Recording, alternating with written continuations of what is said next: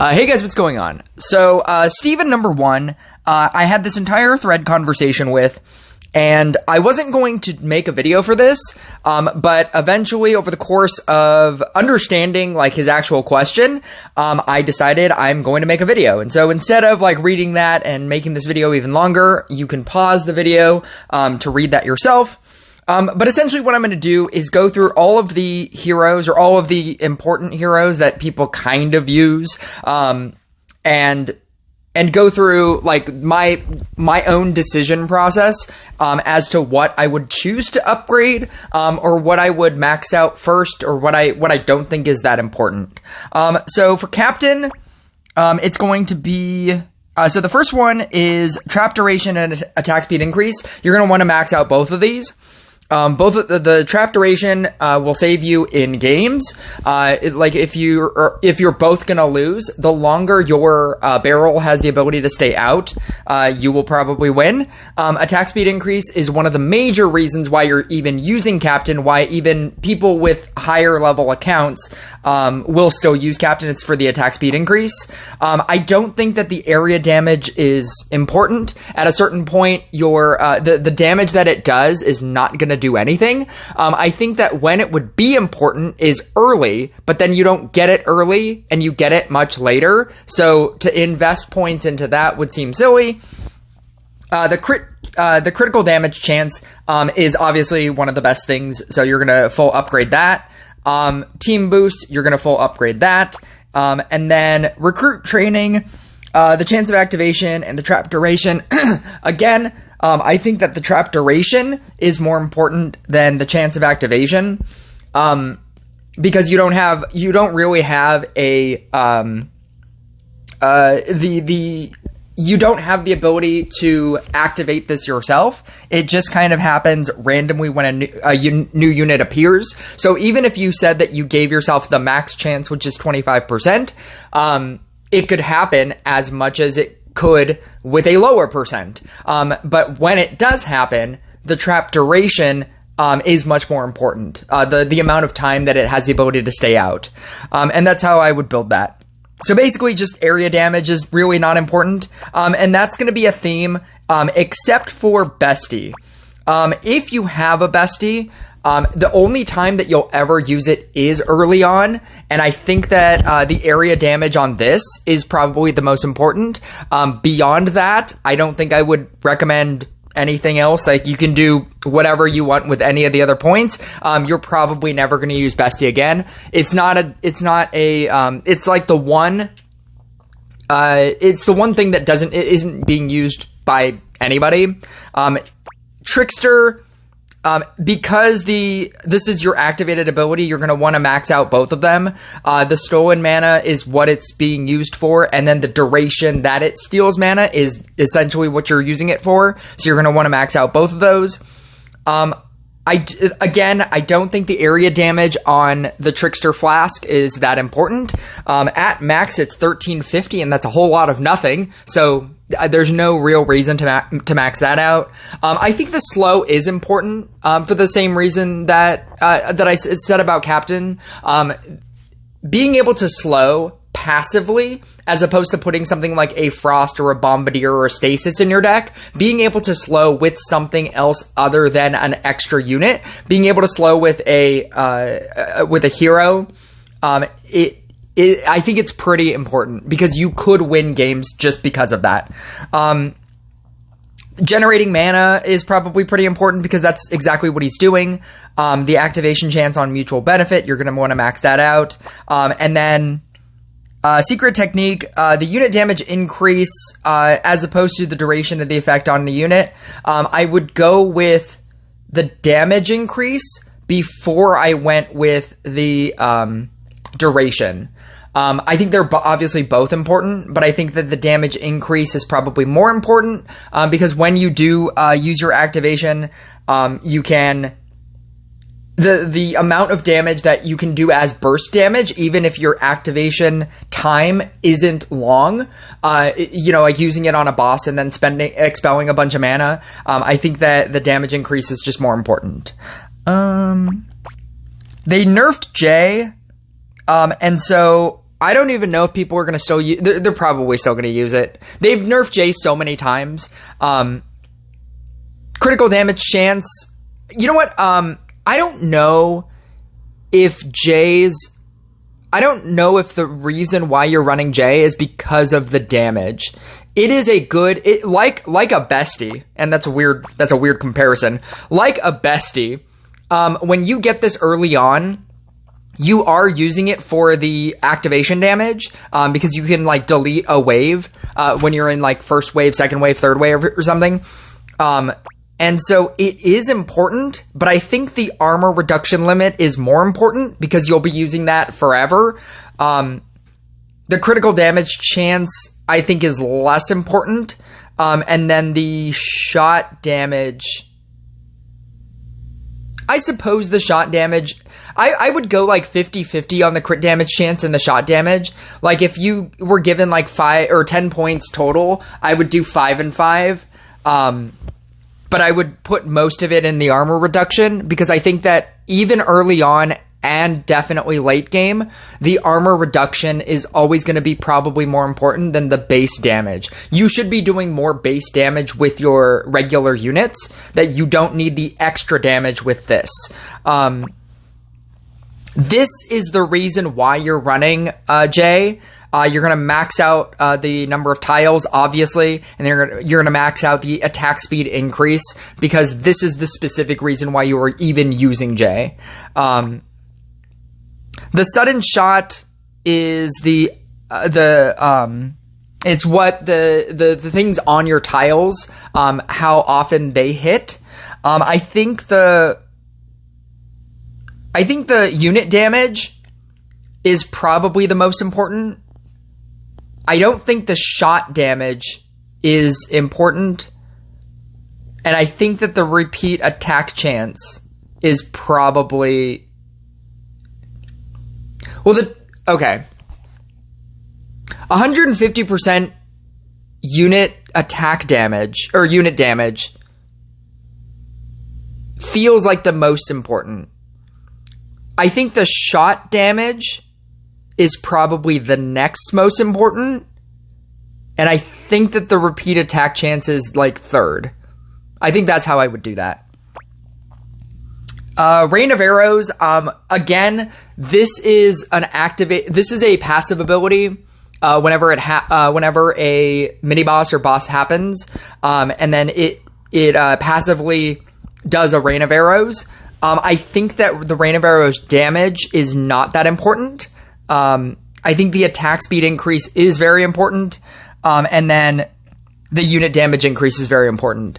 I don't think that the actual damage of the Rain of Arrows is that important, because, again, monsters will scale beyond 9,000 health, and at that point, even at max, it doesn't matter. But the other two things are passive things that are given to your regular units, giving them attack speed increase, giving them a unit damage increase. Those are obviously going to be your more important ones. There's a part of me that doesn't feel like I know enough about Elementalist, and at max, with a heroic item, I don't like how the new Elementalist plays. It's essentially trying to make you build a merge-based deck. I think that if you don't have a Dryad or a Scrapper, and you have to, you're early on in the game, and you have to use a merge-based deck, Elementalist is going to be good. But I think that once you get a Dryad or a Scrapper, you're going to stop using this, and you're going to use, like, Jay early on. I think that you might even use Captain early on. I think both of those are better options than what an Elementalist gives you, but I think that if you don't have Dryad or Scrapper, Elementalist is probably important, but that's so early on in the game, and that's such an early thing to even care about, and you should be caring about the longer portion of this game. If you really want me to go into Elementalist because you love Elementalist, I could try to learn this. But for where I am in the game, you don't really build decks like this anymore. once you get a Dryad and a Scrapper, you don't build decks where you're just haphazardly merging.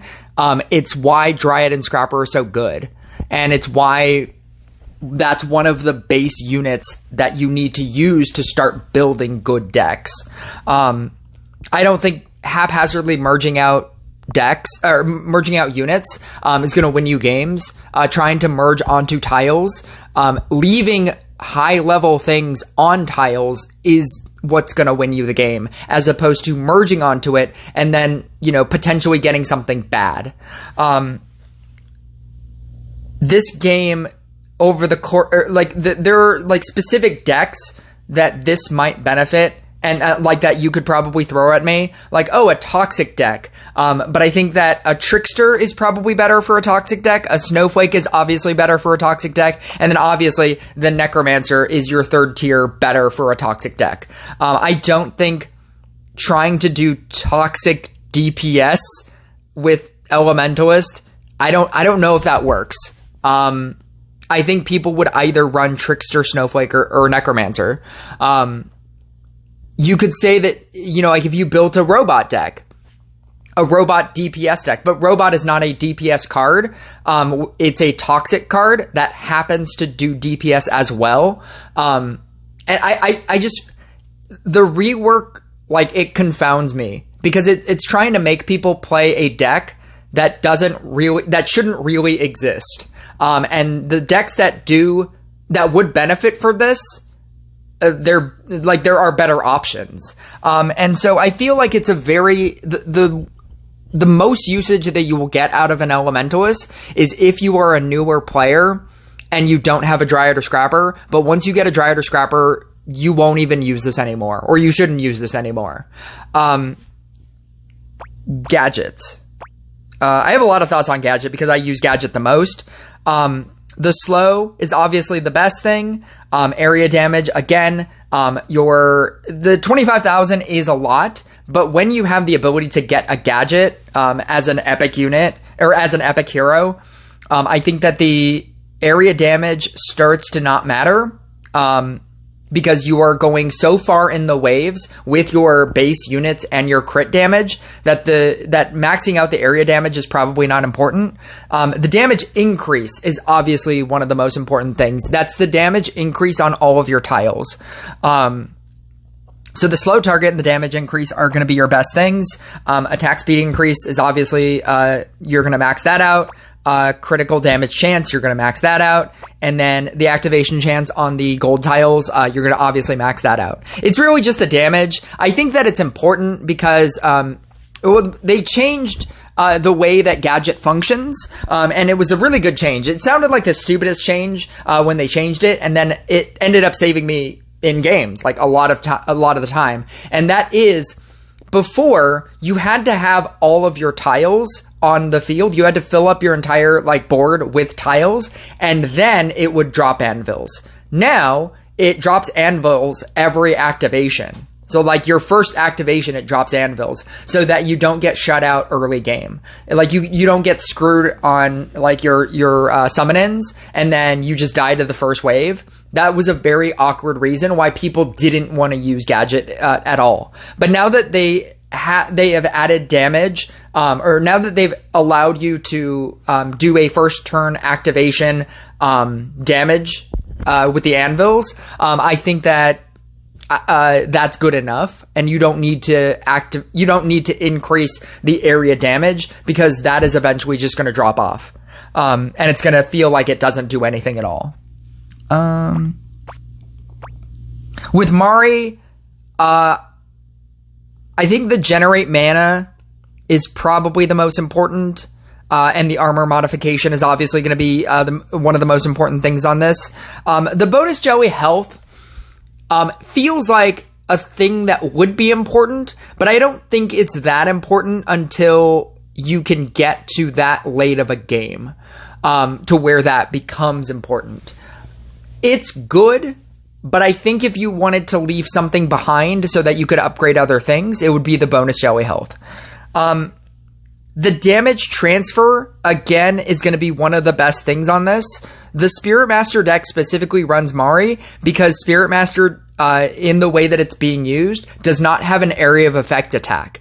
The damage transfer and being able to hit the first thing to deal damage to the rest of the things is one of the best reasons to use Mari. So I think you're going to want to max that out. The insta-kill chance is obviously going to be one of the best reasons to use Mari as well. Being able to insta-kill passively is incredibly good. The Mari activated ability is also insta-kill as well. It has the ability to just eat up any monster at any level. That is obviously going to be much better than like a gadget damage or a captain damage. Being able to, and that's one of the main reasons why a lot of people use Mari. So passively being able to 5% insta-kill anything just because is going to be your most important thing. I don't think the fast jelly summon chance is that important. So if you wanted to leave something behind, it would be that. And then for this one, obviously, I've maxed out destruction of monster armor. That is the most important thing. The trap duration is important, but it is less important than the destruction of monster armor. Snowflake. So for Snowflake, I think the number of units is going to be the most important. The damage boost per ice shard is pretty important. The duration of freezing effect is pretty important. And unlike the other units where I said that the Snowflake damage doesn't really, or the damage that it deals doesn't really matter, I think the idea that Snowflake, that you're gonna want to activate Snowflake all the time, you have the ability, and the fact that it actually like completely stops all the monsters. I think that increasing the damage, not max, but a little bit more than what it starts with, might be important. The damage boost per ice shard is probably going to be your most important thing. And that's only like at max is a 0.5%. So the incremental change that you're going to make to it isn't going to feel like a lot, but it is the more important of the two things. The max boost per ice shard. You know what? The max boost per ice shard is actually probably more important than the damage boost per ice shard. Because if you can't get to if your maximum is higher, then you will eventually get to that with your ice shards. So if you had to leave something, I would say the damage boost per, you could probably keep lower, but the max boost per, you should probably put as higher. I don't know why I did chance of slowing a boss or mini boss. I think that slowing the target, the specific percentage is probably more important, because you don't have the chance of slowing at 70% is very high, but you don't have, it's not an activated ability, it's a passive ability, so you don't have the ability to activate that.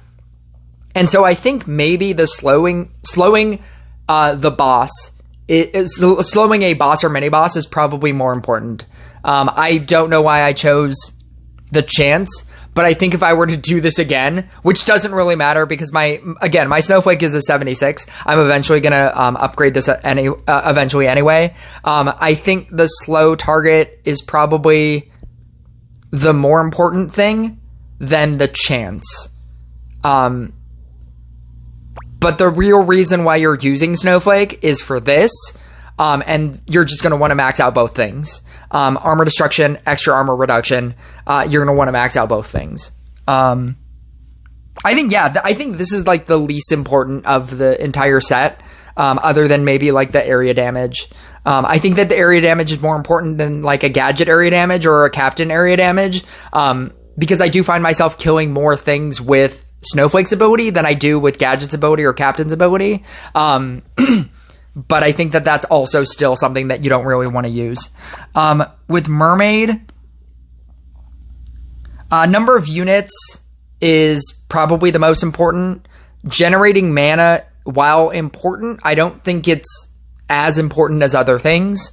The duration is going to be important, and then the damage increase is probably also going to be important. I think the generating mana is just an extra added bonus that you get, and so if you don't want to pour any points into that, I wouldn't. Hidden Defense is the real reason why you're using this. 100% activation chance and 20 seconds. It keeps reducing the time to where you get a hidden bubble. And it's the chance where you get a bubble whenever a negative effect happens to one unit. And then the duration or the time until the next one is when it will happen again if another unit gets another unit gets randomly hit with something. So you're not always relying on your main activated ability. It's getting extra bubbles. And when your unit gets a bubble, it also cleanses it.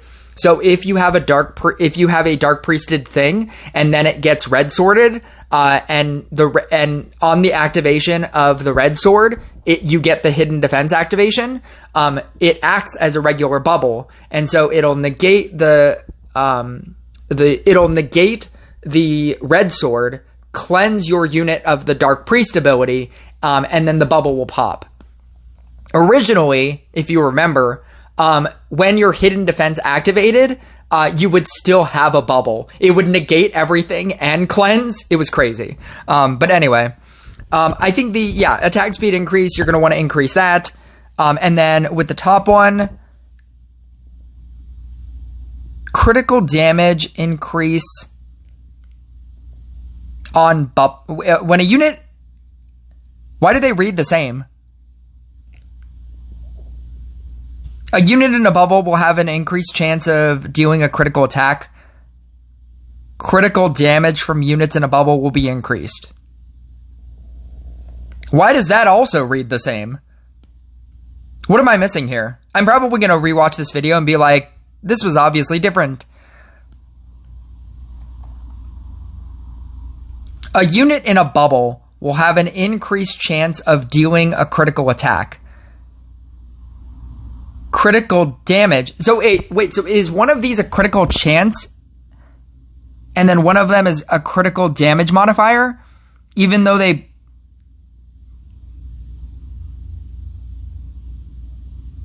I have no idea why this reads like this. Somebody in the comments is gonna comment the difference, but I'm reading both of these things and they both look like they say the same thing. Critical damage increase improved and critical damage increase. I don't understand what the difference is. But like I'm so high up in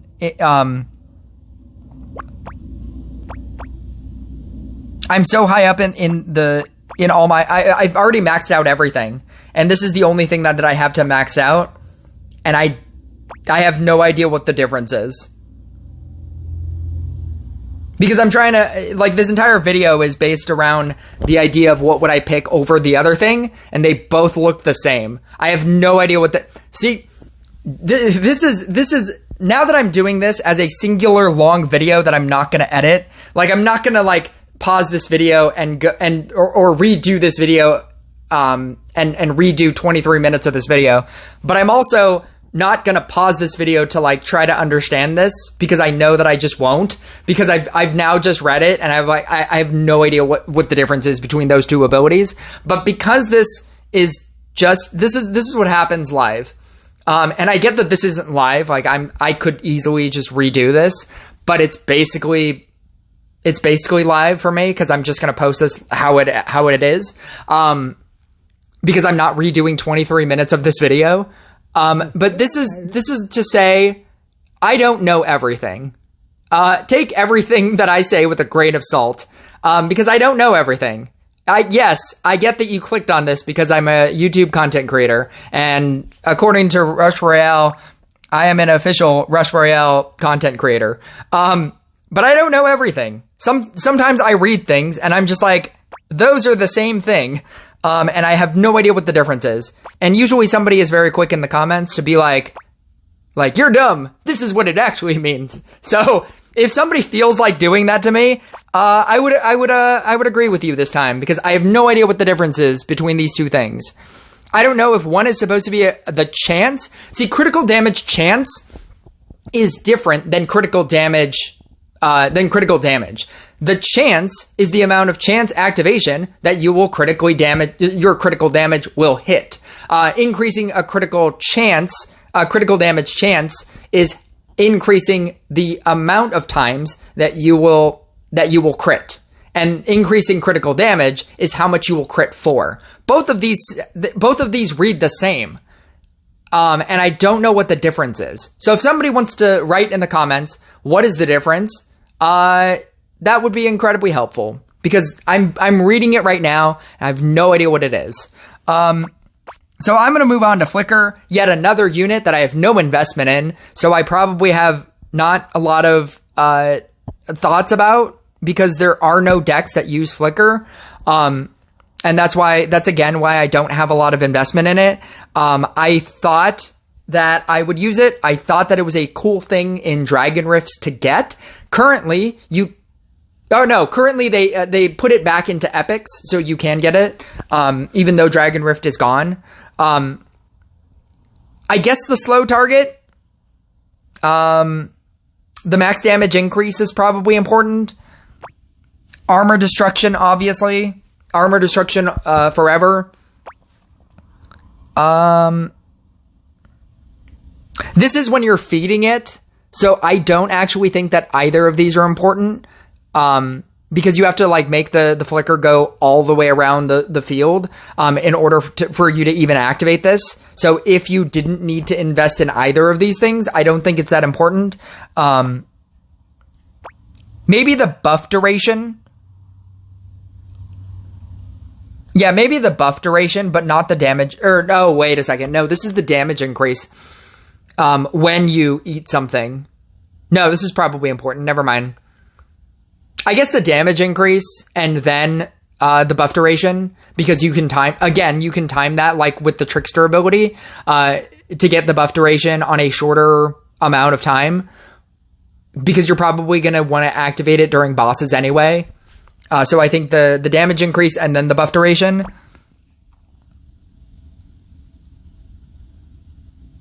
See, this is the difference in what I thought that the mermaid thing was.